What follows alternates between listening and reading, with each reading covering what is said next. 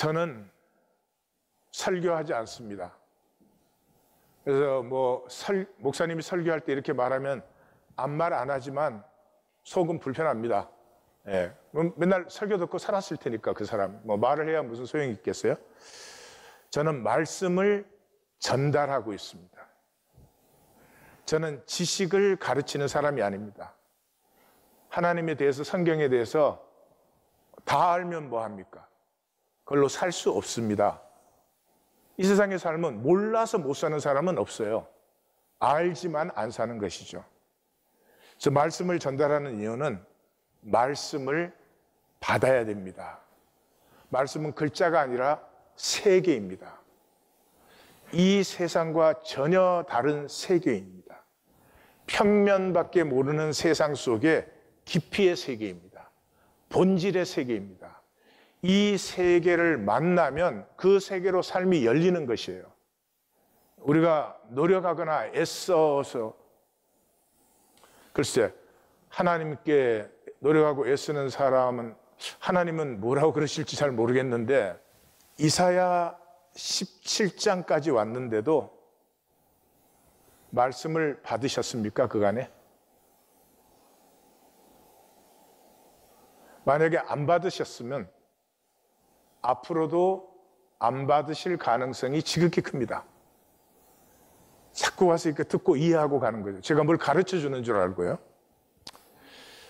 하나님 나라의 비밀이 있는 자는 받아서 더 넉넉하게 되고 없는 자는 그 있는 것까지도 빼앗긴다 그랬습니다. 이 세계가 열리는 사람은 모든 것으로 그 세계를 누리지만은 이 세계가 열리지 않은 사람은 이 세상 사는 것마저도 사실은 메마르고 가난해지는 것입니다. 이사야 17장 들어가면서 제목을 순례하는 죄인 그렇게 잡았습니다. 순례한다는 말은 이 땅이 본향이 아니기 때문에 히브리서가 말하는 것처럼 이 더 나은 본향을 사모하니 이는 하늘에 있는 것이라. 하늘에 있다는 말은 더 이상 인간 게임에 속한 것이 아니다 이 말이죠. 예. 이 인간들 사이에서 내가 얼마나 잘하나 인정받나 그런 것이 전혀 아니라는 것이죠. 먼저 역사적 정황을 좀 살펴보면요, 732년에 아람이 멸망했습니다. 티글라필레셀에 의해서. 그리고 721년에 북왕국이 사르곤에 의해서 멸망을 당했습니다. 근데 그 사이에, 그 약간 후에 716년 히스기야가 등극을 하는데, 히스기야는 반아수르예요. 왜냐 그러면 자기 위에 3대 우시야, 요담, 아하스가 전부 친아수르였어요. 아하스는 아수르에 목매달고 산 사람이죠. 그런데 이 3대 친아수르 정책에서 유다에 남은 것은 황폐한 것과 폐허가 된 것밖에 없어요. 그래서 711년에 아스도시 반란을 일으켰을 때 히스기야는 여기에 참여하려고 했습니다. 근데 여기 참여하면 멸망하는 거예요. 그때 이사야가 벌거벗고 이것을 막았습니다.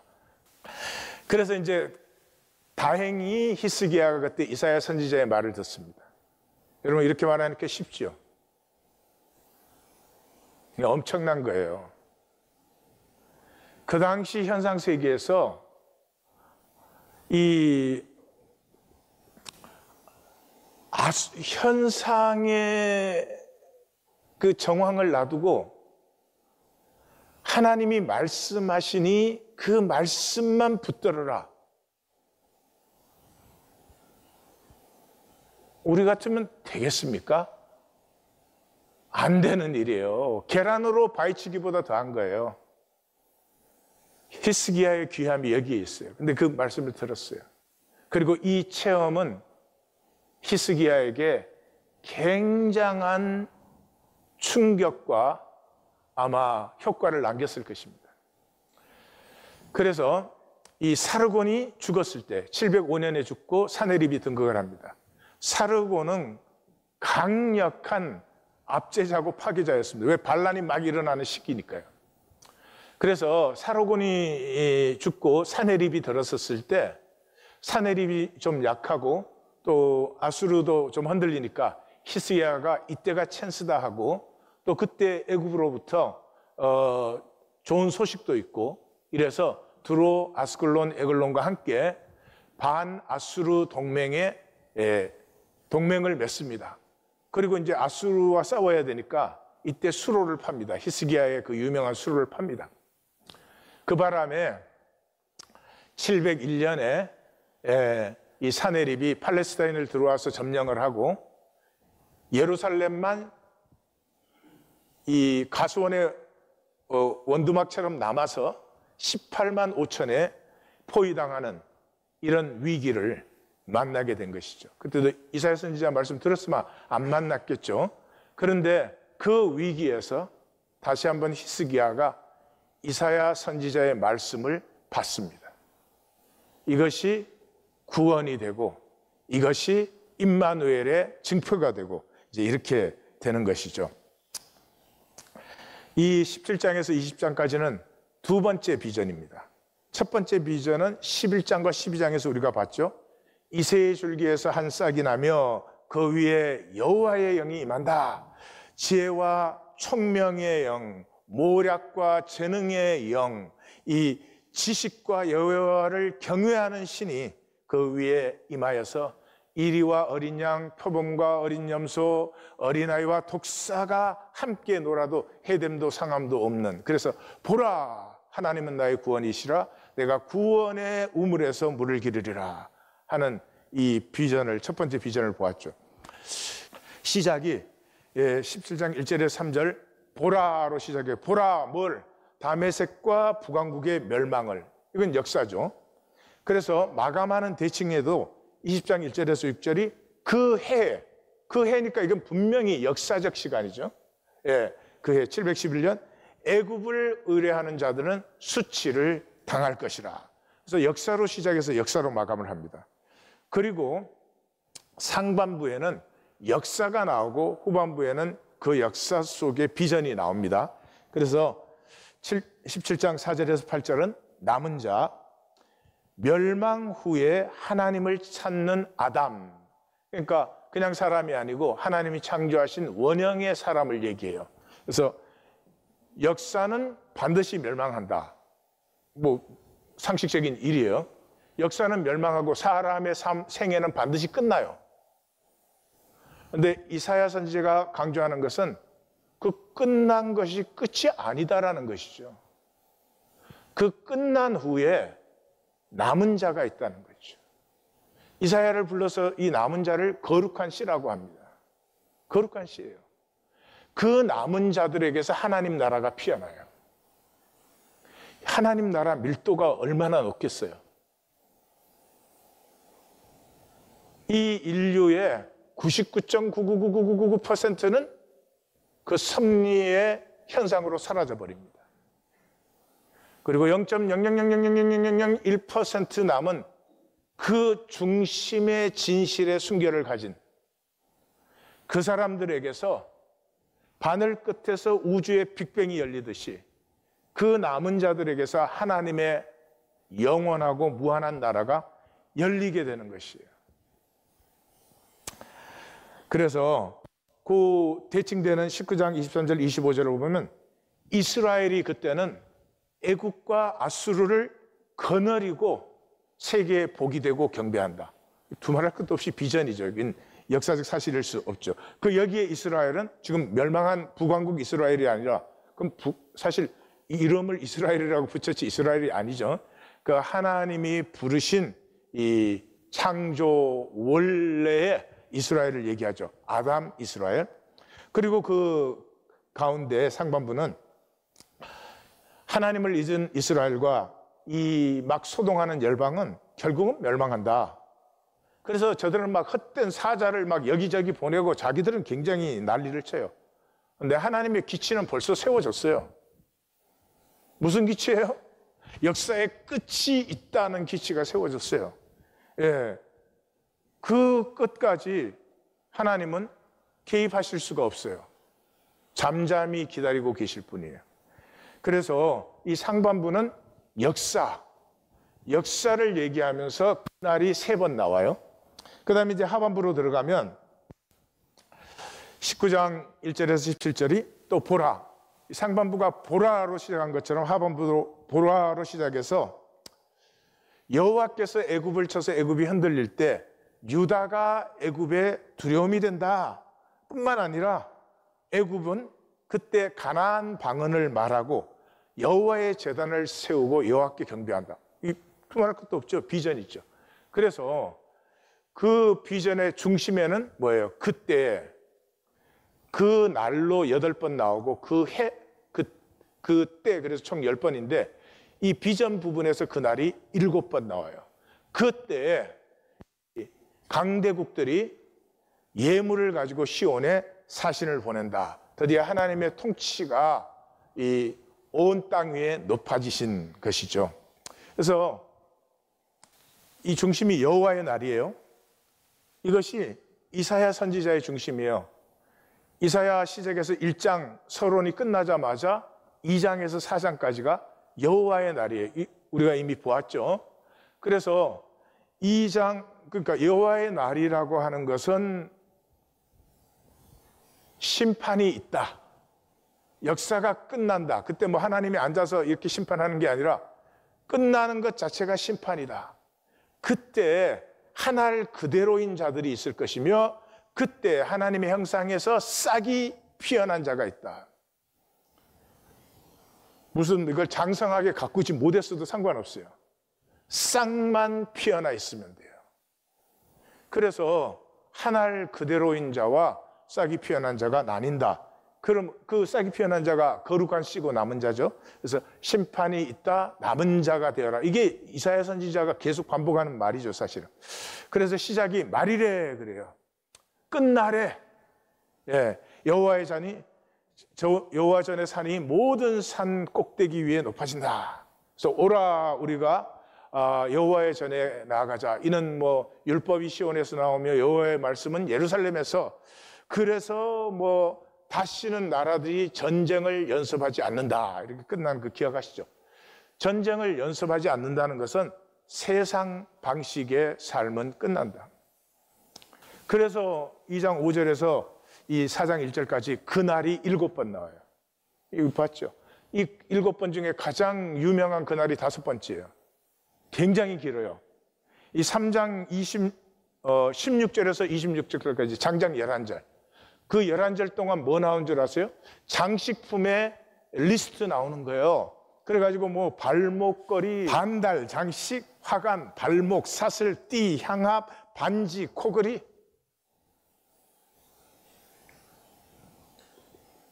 인생이 그거 하려고 사는 거예요. 장식품 만들려고. 예? 죽어라고 돈 벌어가지고 비싼 차 사잖아요. 왜요? 장식품이 되니까.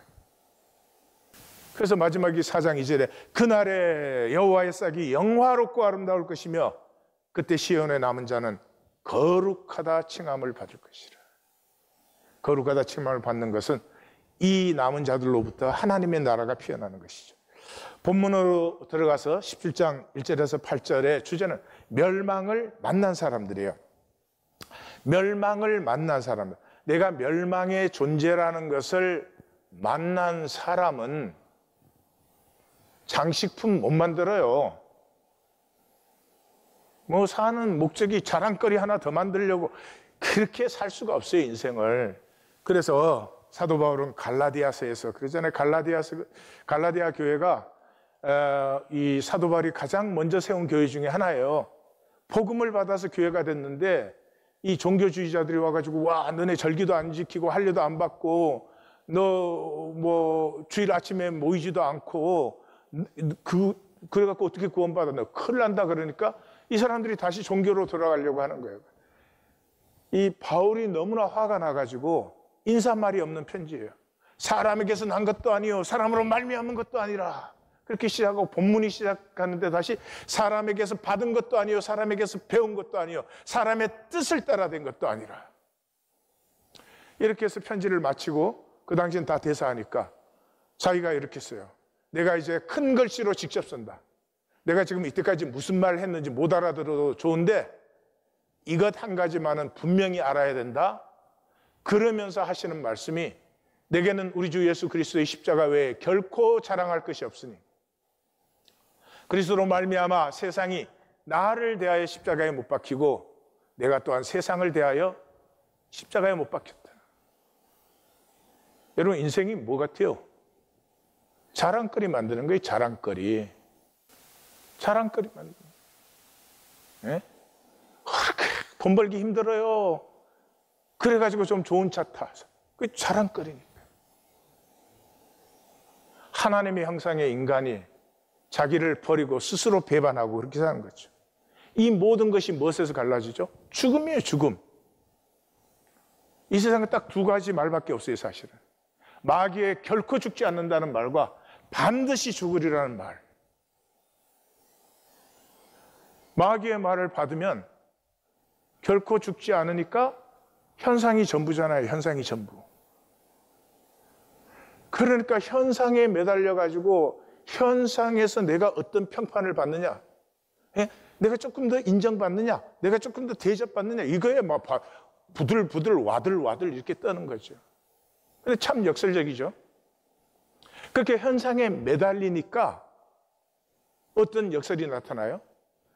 이 현상에서 없어지면 끝장나잖아요. 그러니까 오히려 죽음을 피해요. 그래서 모두가 죽는 걸 알면서도 자기는 결코 안 죽을 것처럼 스스로 속이면서 살죠. 반드시 죽으리라 하는 말씀을 받은 사람은 뭐 내게 끝이 있잖아요. 내 인생은 반드시 끝이 있어요. 그러니까 그 인생을 내가 마감할 때 내가 누구냐가 중요해지죠. 그래서 종말적 삶을 살아요. 내가 지금 좀 힘들어도, 내가 지금 손해를 보더라도 이익 손해보다도 이 상황의 이 행동은 나를 누구로 세우느냐, 이것이 중요하기 때문에 살아갈수록 하나님의 생명을 세워나갑니다. 피우는 것이죠. 1절에서 3절은 그래서 현상의 끝은 멸망이다. 모든 현상은 끝나는 때가 와요. 그래서 그 너머를 보아라 하는 거죠. 그래서 다메섹의 경고라 이렇게 시작하는데 뭐 다메섹 얘기는 아무것도 안 나잖아요. 성읍을 이루지 못하고 무너진 무더기가 될 것이다. 다시 말해서 아람과 북왕국의 멸망을 보았지. 그들은 영원히 멸망한 거야.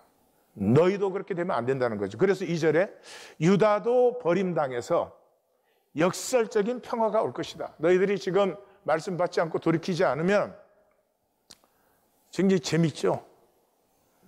양이 눕되 놀라게 할 자가 없을 것이다. 양은요, 바스락거리는 소리에도 놀라는 짐승이 양이에요. 그러니까 얼마나 이 선지자가 역설적으로 조소적으로 그래? 평화가 오지. 너희가 다 멸망한 뒤에 아무것도 없으니까.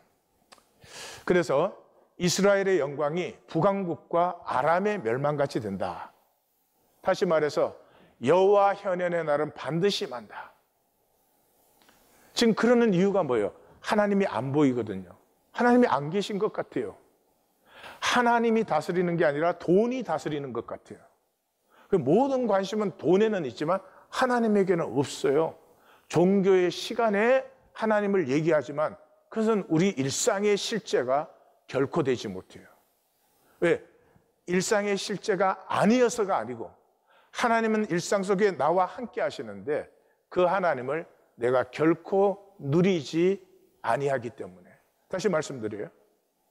나의 모든 일상 속에 하나님이 함께 계시는데 그 하나님을 누리면 생명이고 복을 누리게 되는데 내가 그 하나님의 임재를 거부하고 누리지 않아요. 보십시다. 계속해서. 이사야 선지자의 특징이 그래서 하나님은 이제 숨어 계시는 하나님이잖아요. 8장 17절에 야곱의 집에 대하여 얼굴을 가리시는 여호와. 그리고 이사야 선지자가 뭐라고 말하죠? 얼굴을 가리시는 여호와를 나는 기다리며 나는 그를 바라보리라. 하나님이 숨어 계시기 때문에 아무도 하나님을 바라보지 않아요. 세상을, 돈을 바라보는데 나는 그를 기다리며 나는 그를 바라보리라. 그렇게 선언해요. 45장 15절은 그렇죠. 이스라엘의 하나님은 스스로 숨어 계시는 하나님이시라. 우리 17장에서 20장 단락에서도 18장 4절에 가면 내가 나의 처소에서 조용히 감찰하고 있다. 어제 아침 말씀에 하면 선텐하고 있어. 4절에 6절은 이해할 말이 아무것도 없어요. 왜요? 그냥 간단한 말을 사실은 계속 하시는 거예요. 멸망이 끝이 아니다. 그날에 남은 자가 있다는 거예요. 그래서 야곱의 영광이 새했을 때 살찐 몸이 파리해지고 이삭을 죽고 난 후에 바꿨다. 여러분, 추수하고 나면 죽을 이삭이 있잖아요. 근데 이삭을 죽고 나면 뭐가 죽을 게 있겠어요? 그때 죽을 것이 있는 것만큼 남은 자는 극소수고 희귀하다 이 말이죠. 그래서 그러나 죽을 것이 있어요. 이삭을 다 죽고 난 후에. 그리고 감람나무를 흔들어서 열매를 다 딴 후에 가장 높은 가지에 두 서너 개, 너댓 개가 남아있다. 여기서 중요한 것은 이 남은 자의 작고 보잘것없음이에요. 이 남은 자는 의나 공로를 세운 사람들이 아니에요. 예, 종교처럼 하나님을 위해서 순교한 사람들이 아니에요. 너무나 보잘것이 없어요. 하나님께서 만물을 통치하지만은 그 하나님이 가리워져 있음을 본 사람들. 이 사람들이 할 수 있는 게 뭐가 있겠어요? 하나님을 대신해서 자기가 뭘 하겠어요? 사람들에게 말하면 사람이 믿겠어요? 할 수 있는 것이 아무것도 없어요. 너무나 아픈 가슴으로 하나님을 바라보는 것밖에 못해요. 그 남은 자의 바라봄이 무슨 담대해가지고 그런 게 아니죠. 단 한 가지. 하나님이 숨어 계심에도 불구하고 하나님이 실제라는 건 내가 분명히 알아요. 그런데 그게 내가 할 수 있는 것은 아무것도 없이 오직 하나님을 바라요.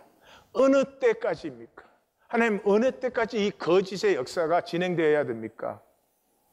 하나님께서 하나님 나라를 임하게 할 때까지 할 수 있는 것이 아무것도 없어서 이 가냘픈 바라봄이에요. 그러니까 그 바라봄에서 하나님의 가슴과 0.001mm 터치가 되는 거예요. 그런데 0.0001mm만 터치가 돼도 수십만 볼트의 전기는 그대로 통합니다.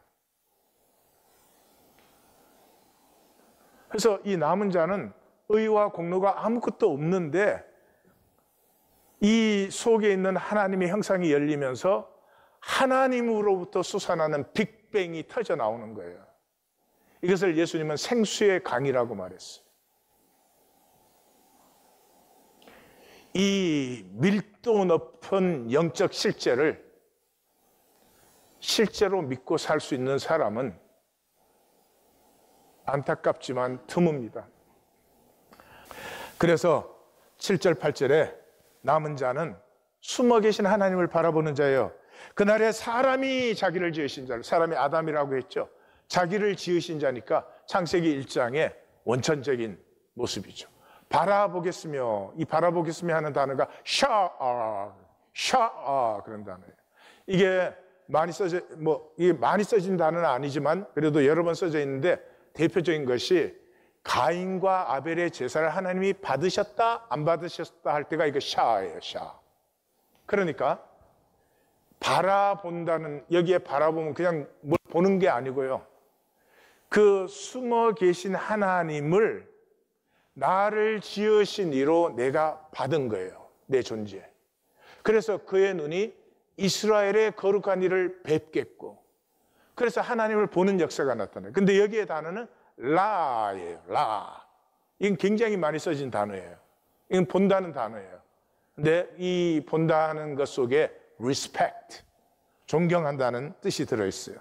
그래서 이 숨어 계신 하나님을 향하고 내가 그분에게서 나왔다는 것을 내가 받음으로 말미암아서 자기가 만든 제단과 우상은 보지 않는다. 이제 더 이상 리스펙트하지 않는다.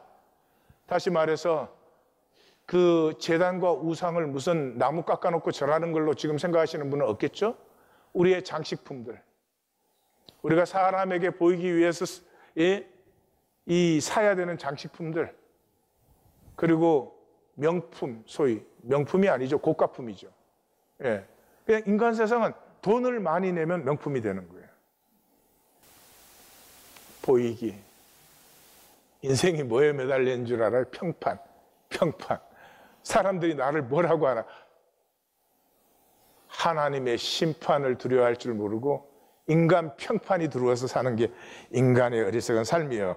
그래서 이 남은 자들은 바라봄이 전환된 사람들이에요. 세상 허상을 바라보다 그 요란한 장식품들을 바라보다가 생명 실제를 바라보기 시작해요. 생명 실제를 바라보기 시작하면 소박하고 단순해져요. 이게 종교인들이 참신앙으로 돌이키지 못하는 이유 중에 하나예요. 종교인은 이 교회에 나와서 평판이 또 중요해요. 평판. 그래서 종교 생활을 하는 거예요. 왜? 내 평판을 만들 수 있으니까. 나 이렇게 잘하는 사람이에요. 나 이렇게 괜찮은 사람이에요. 이 평판 만들 수 있으니까. 참신앙으로 나아가면은 만들 게 아무것도 없어요. 멸망할 죄인인데 무슨. 에? 어떤 평판을 듣는다고 해도 고마워요. 저건 죽여야 될 죄인이다 그래도 나는 그보다 더한 죄인이니까 평판에서 자유해져 버리는 거죠. 자, 이 말씀을 통해서 우리가 만나야 되는 선지자의 가슴이 무엇인지 보십시다. 예, 첫째는 유다야 하나님의 가슴에 꿈을 품으라. 저희 집에 들어간 지 화단이 있는데 오른쪽에 양쪽 다 똑같은 장미를 심었는데 오른쪽 화단의 장미가 훨씬 예뻐요. 저는 짙은 주홍색을 참 좋아합니다. 근데 그 짙은 주홍색 장미가 피어요. 근데 그게 피어날 때 아주 조그마한 몽우리가 필 때 그걸 보면 항상 저는 그렇게 느껴져요.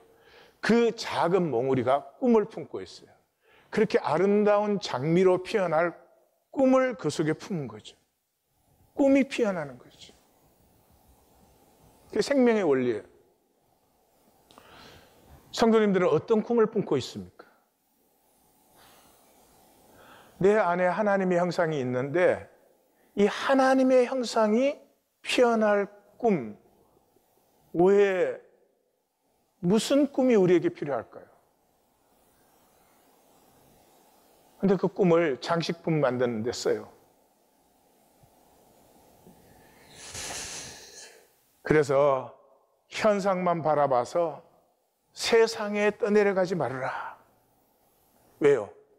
하나님의 형상은 꿈에 품음 받아서 부화되는 것이에요. 내 안에 하나님의 형상이 있는데 이거 내가 막 고난당하고 막 이래가지고 뭐 500일 금식기도 이런 거 해가지고 피어나는 게 아니고요.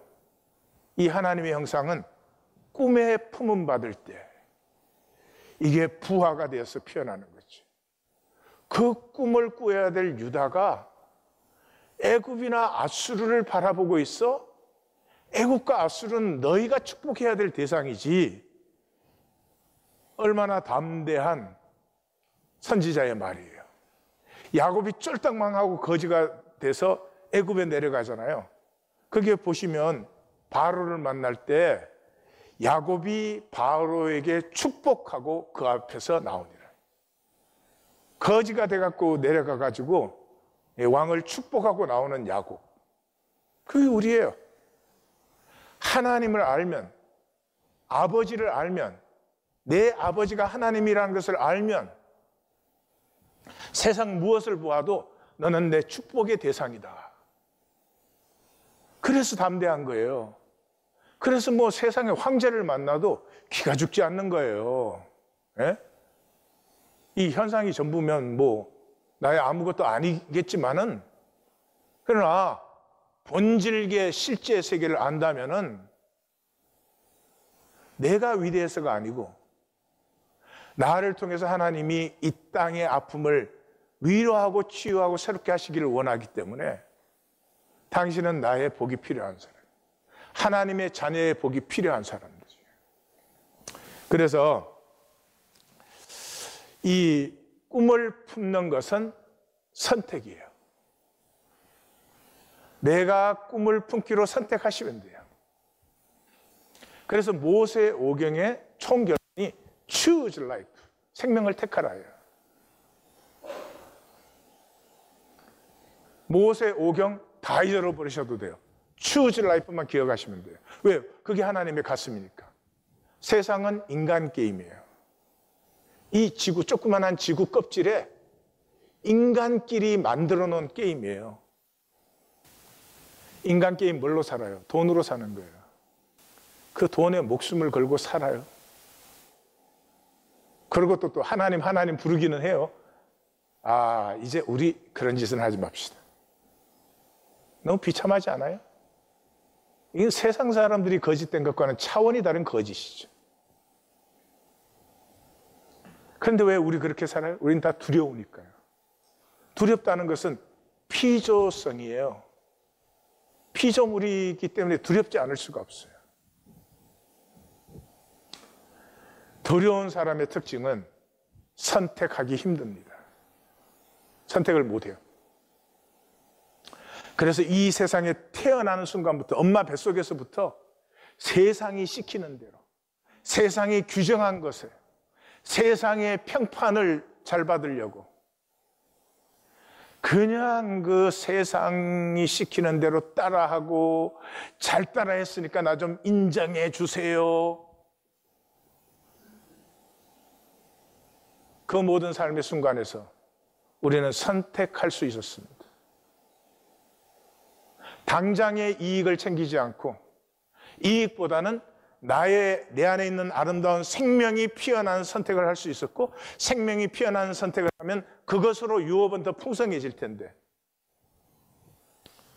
우리는 선택하지 않고 계속해서 포기합니다. 선택하고 싶지만 그렇게 살면 내가 손해봐야 되니까, 그렇게 살면 내가 믿져야 되니까 당장에. 그래서 인간의 가장 영광스러움과 복은 선택을 할 수 있다는 것이에요. 선택을 할 수 있다는 것. 존 스타인백의 말을 들어보십시오. Think of the glory of the choice. That makes a man, not a cat, not a bee. 선택할 수 있다는 이 영광을 한번 바라보아라. 그것이 인간을 인간되게 만드는 것이다. 고양이나 꿀벌이 아니라. 꿀벌은 열심히 일하지만 선택이 아니에요. 그냥 그렇게 주어진 것이지. The human soul, 인간의 영혼, it's lovely and unique. 참으로 독특하고 사랑스러운 인간의 영혼은 이 우주의 가장 아름다운 것이다. It is ceaselessly attacked, yet never destroyed. 이 마귀가 통치하는 세상에 태어나는 순간부터 인간의 영혼은 계속해서 공격되지만 그러나 결코 디스트로이 되지 않는다. 왜? Because thou mayest. 이 thou mayest가 팀 셜이라는 히브리 단어예요. 인간의 하나님 형상의 영광은 그 모든 순간에 내가 선택할 수 있습니다. 한번 기억해 보십시오. 내가 이익을 챙기는 것이 더 이익이라고 생각될 때도 한번 이것이 정말로 나에게 복인가 한번 생각해 보시면 선택이 달라질 것입니다. 그렇게 세상이 세뇌시킨 대로 따라가지 아니하고 나의 진실을 따를 수가 있을 것입니다. 존 스타인백이 에덴의 동쪽에서 쓴 글이거든요. 그 에덴의 동쪽을 보면 이 아담이 죽는 순간이죠. 이미 너무 쇠약해진 그 아담이 이렇게 말을 못합니다.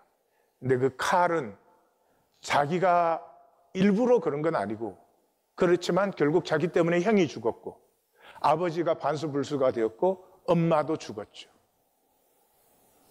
근데 칼의 그것이 어디에서 나왔어요? 예, 거절당하면서. 그 착한 형은 항상 부모가 이렇게 받아주고 인정했는데 반항아인 이 칼은 항상 거절당했죠. 전쟁이 나서 아버지가 사업에 실패하고 어려워졌을 때 돈을 벌어왔는데 그 아버지가 이 어려운 시절에 그 가난한 농부를 이용해서 돈을 벌었느냐고 그 돈을 거절합니다. 이때부터 칼의 가슴에는 한이 맺히죠. 그 결과는 이 칼로 인해서 모두가 그렇게 되었습니다. 그 리라고 하는 중국인이 그 하나님을 믿는 크리스천인데 이 칼과 아버지를 죽기 전에 화해시키려고 데리고 옵니다. 그래서 그 아담이 그 칼을 향해서 막 말을 하려고 하면 말이 나오지 않는데 마지막으로 죽기 전에 던진 말이 Tim Share, You may. 너 거절당했지. 내가 원한 것은 아니지만 형 죽이고 엄마 죽이고 아버지가 이렇게 되고 그러나 아직까지 선택할 수 있어. You don't have to be what you have been. 네가 이때까지 무엇으로 누구로 살아왔든지 간에 지금 이 순간에도 너는 새로워질 수 있어. 내게는 새로운 선택이 가능하고 너는 새로운 사람임을 선포할 수 있어. Ceaselessly attacked, yet never destroyed, because thou mayest, Tim Share. 종교의 저주는 무엇입니까? 선택한 적이 없어요. 예수를 주로 고백한다는 것은 십자가를 따르고 하나님 나라를 살겠다는 것이에요. 이 현상의 평판이 아니고 내 생명을 가꾸겠다는 걸 선택하는 것인데 그런 선택은 없이 하나님 믿으면 복준되니까 무병장수하고 뭐 만병통치해 준다니까 선택이 없는 고백이요. 그건 고백보다도 더 악한 것이죠. 그죠? 고백이 아닌 것보다 더 악한 것이죠. 선택은 용기를 필요로 합니다. 그래서 선택을 하는 자는 극히 드뭅니다. 높은 에너지가 있어야 선택을 할 수 있습니다. 이게 말씀 만나기 이유예요. 말씀은 이해하는 거 아니에요. 이해해야 무슨 소용이 있어요? 말씀은 하나님의 가슴이고 만나면 용기를 불러일으킵니다. 살 수 없던 삶을 살 수 있을 것 같고 38년 된 병자가 일어나 걸을 수 있는 용기를 주는 것이죠. 그 선택의 실제가 무엇인지 보십시다. 예수님은 외경에서 세상은 다리와 같아서 지혜로운 자는 지나가고 어리석은 자는 집을 짓는다 그랬어요. 톨스토이는 신부 세르게이라는 작품에서 인생을 모르면 생애 내내 생존을 위해 쾌락을 획득하고, 이 쾌락은 감각적인 것뿐만 아니라 장식품 획득하고 고통에서 벗어나고자 몸부림친다. 피할 수 없는 죽음으로부터 도피하고자 끝없이 힘을 쟁취하려고 싸운다. 이 신부 세르게이 이야기는 이런 이야기예요. 그 본명이 카자스키인데 중류층의 이 아들입니다. 근데 아버지가 12살 때 죽고 아버지 유언을 따라서 사관학교에 들어갑니다. 이 카자스키는 굉장히 총명하고 굉장히 노력하는 사람이에요. 그래서 톨스토이 참 예리하게 생명을 본 사람이요. 그래서 이 사관학교에서 문무에 다 채우수고 그 다음에 사관학교니까 체스 경기가 굉장히 중요합니다. 근데 체스를 뜰 줄 몰랐던 이 카자스키가 사관학교에서 체스를 배워가지고 대회에서 1등을 해버립니다.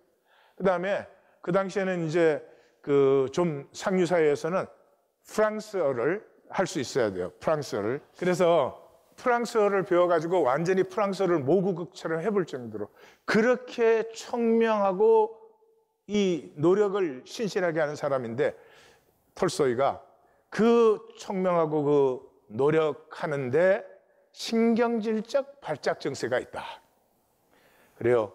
그래서 이제 사관학교를 졸업하고 그때 황제가 굉장히 미남에 체구도 건장하고 아주 카리스마가 있는 그런 황제인데 그 황제의 총애를 받아가지고 시종무관이 됩니다. 황제의 친위대가 된 것이죠. 출세길이 열린 것이죠. 그런데도 막상 이제 사회에 들어가 보니까 사회에는 층층이 있는데 가장 높은 그 상류층은 왕과 왕비와 이 왕족들이 어울리는 그런 곳이에요. 거기에는 중류층으로는 뭐 날고 겨도 못 들어가는 거예요. 그 길을 들어가는 단 하나의 길이 있죠. 결혼입니다.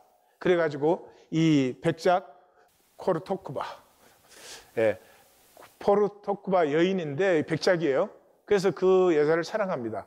처음에 이 여자는 중류층 장교가 자기 사랑하는 이유가 뭐 신분상승이죠.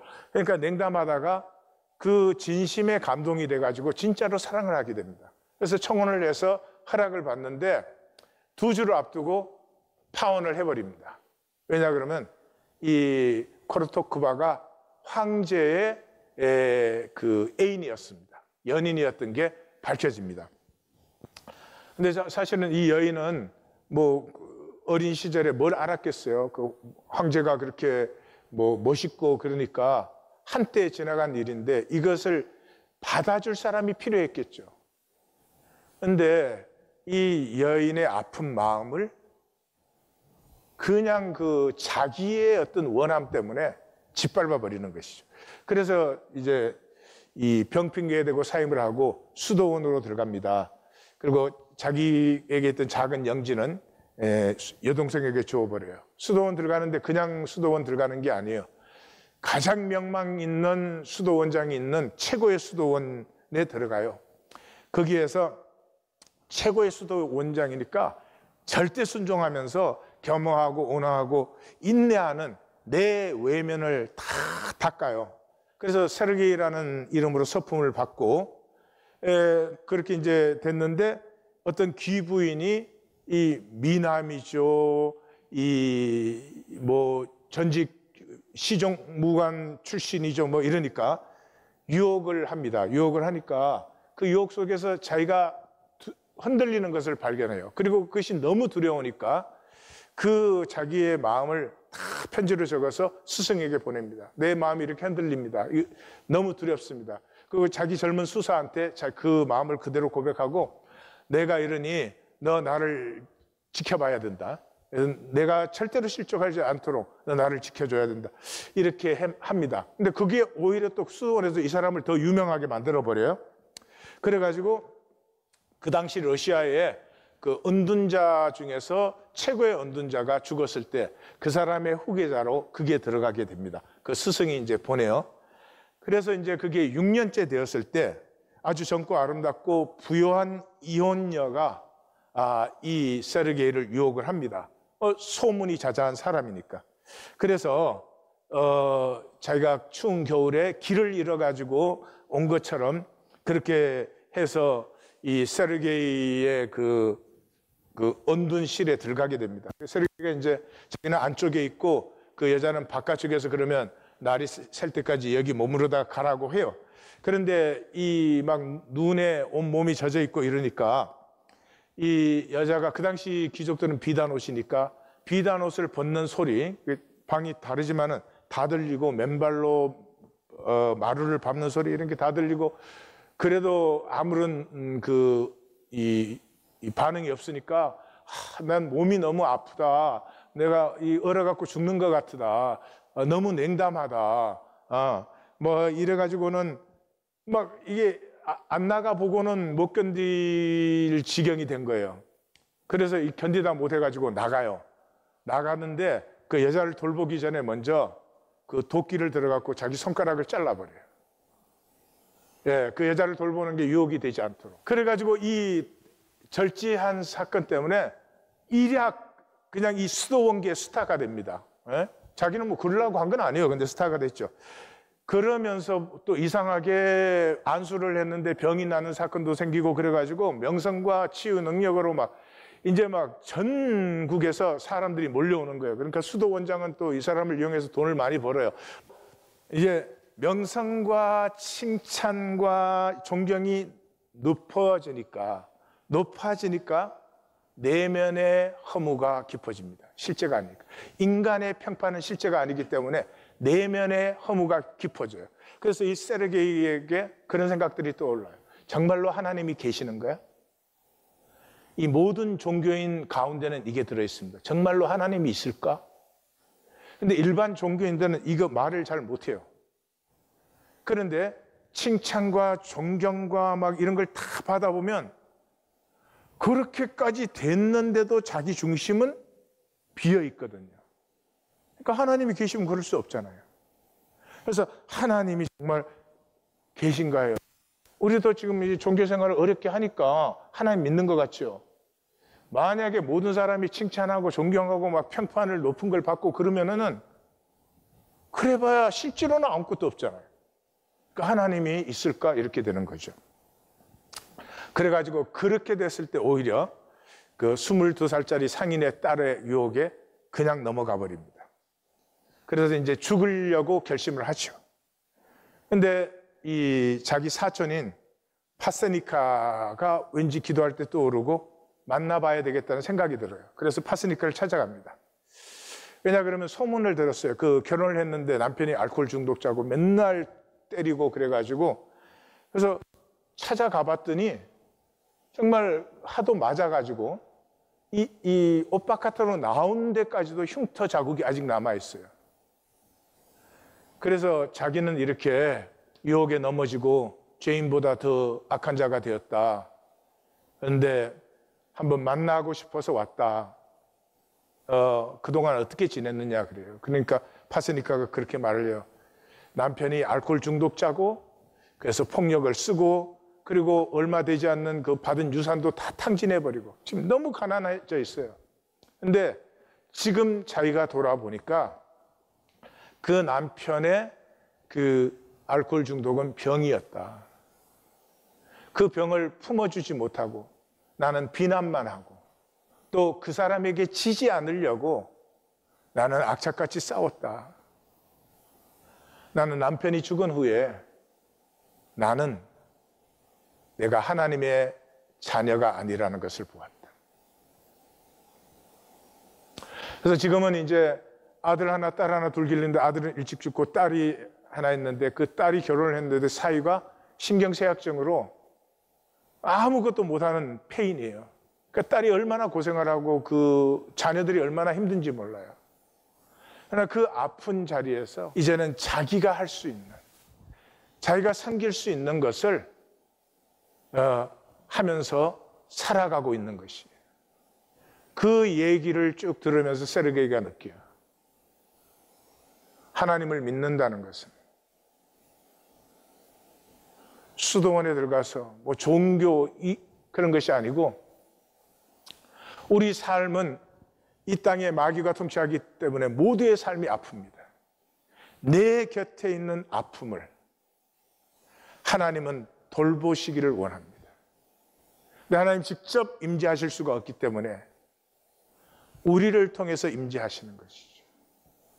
하나님의 임재 통로가 되어주면 되는데 뭐 아픔을 없애주는 것도 아니고 무슨 능력을 행하는 것도 아니고 그 자리에 내가 될 수 있는 통로. 그 페세니카를 보면서 세르게이는 비로소 자기의 길이 무엇이었는지 봅니다. 그렇게 해서 그 길을 이제 떠나죠. 평면 세계의 모든 것은 평판입니다. 인간 게임뿐이니까.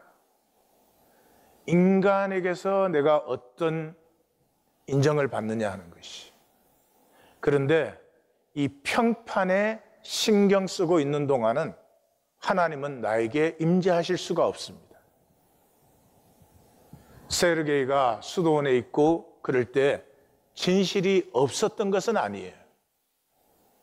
진실이 있었지만 인간 평판에 다 오염되어 버리고 말았습니다. 이제 페세니카를 만나고 순례의 길을 가는 이 세르게이에게서는 사람들이 온갖 대접을 합니다. 근데 그 모든 대접을 기쁘게 받습니다. 두 번째 오디오는 시간이 없어서 들려주지 못하겠지만 프랑스 여행객들이 이 순례자를 만납니다. 그리고 아주 자기들은 무슨 문화생활을 하는 것 같고 뭐 이렇게 합니다. 그런 취급을 받는데 그런 취급을 받는다는 의식이 전혀 없이 오히려 그것이 기뻤습니다. 왜냐 그러면 그 사람들이 그렇게 자기를 취급하고 가면서 동전 몇 푼을 주는데 그 동전 몇 푼이 자기와 함께 순례하던 다른 순례객에게 필요한 것이었습니다. 그래서 자기가 그 통로가 될 수 있다는 것을 무한히 기뻐하는 것입니다. 이것이 마귀가 건드릴 수 없는 사람입니다. 내 평판이 중요한 동안에 나의 주인은 마귀입니다. 예수님이 말씀하신 것과 같이 순례는 영혼의 삶을 사는 것입니다. 혈육이 아니고요. 내 이 육체, 그리고 이 육체로 사는 세상의 삶에서 나는 어떤 대접을 받느냐가 아니고요. 영혼의 삶을 사는 것입니다. 내 안에 있는 하나님의 형상을 가꾸는 것이에요. 그래서 영혼의 삶은 천천히 흐릅니다. 천천히 흐를 때 깊이가 생깁니다. 우리 생명의 가치와 의미는 평면에는 없습니다. 모두가 깊이에 있는 것입니다. 천천히 흐르면서 깊이가 생길 때 사랑이 피어나고 내 존재의 가치와 의미가 피어납니다. 바로 그것이 내가 하나님과 함께하고 있는 임재에 있는 것입니다. 영혼의 삶이 혈육이 아니기 때문에 욕심에서 자유해집니다. 최고의 욕심이 뭔 줄 아십니까? 의의 평판입니다. 사람들에게 커서 좋은 소리 듣고 싶어서 이빨린 소리, 거짓 소리, 지나가고 나면 쓰러지는 바람 소리 같은 그 소리에 목을 매달고 평생을 보내는 것입니다. 1820 데일리 브레드는 이 세상 광야를 순례로 지나는 사람들입니다. 순례로 지나기 때문에 서로의 평판에 연연하지 않습니다. 우리는 다 우리가 알고 말하는 것보다 훨씬 더 죄인입니다. 우리가 알고 말하는 것보다 훨씬 더 사기꾼이고 도적이고 악하고 음란합니다. 그것이 진실입니다. 어디에서도 외면당한, 누구도 말하지 않는, 그러나 이곳은 함께 손잡고 순례하기 때문에 평판에 상관없이 그것보다 억만 배 더 아름답고 위대한 내 안에 하나님의 형상을 가꾸어가는 기쁨을 누리는 것입니다.